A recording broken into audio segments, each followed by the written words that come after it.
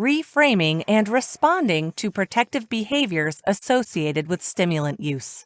Overramping, or psychostimulant overdose, is a serious condition that can occur in people who use drugs such as cocaine, crack, and methamphetamine. It is characterized by a combination of physiological and psychiatric symptoms,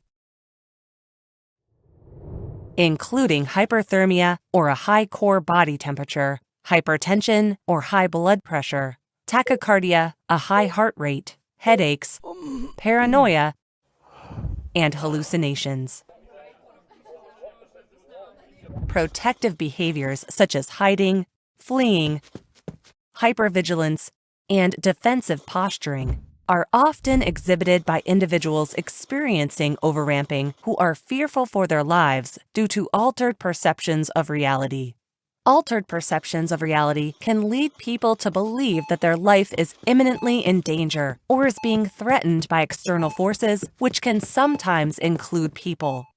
These threats are very real to the person experiencing them, and a normal response to threats of danger is self-preservation.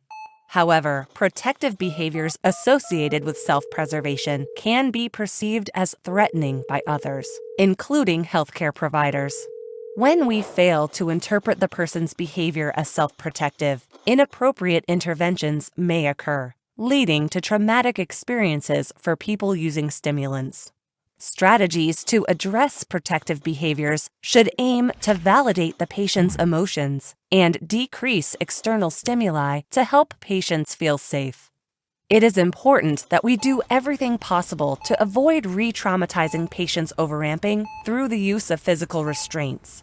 Non-pharmacological interventions should be attempted first, but if protective behaviors persist, the use of psychotropic medication may be necessary.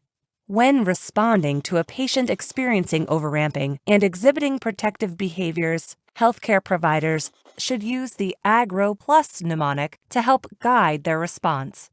AGRO Plus stands for Assess, Gauge, Respond, Observe, and Positively Reinforce. This involves assessing the source of agitation, the providers gauging their own behavior and their response to the patient's behavior, responding with short, simple questions that are easy to answer, observing the patient's response, and positively reinforcing continued engagement and de-escalation with the healthcare team using tangible supplies. The goal is to create a safe space for the patient and to address their safety concerns in a collaborative and supportive manner.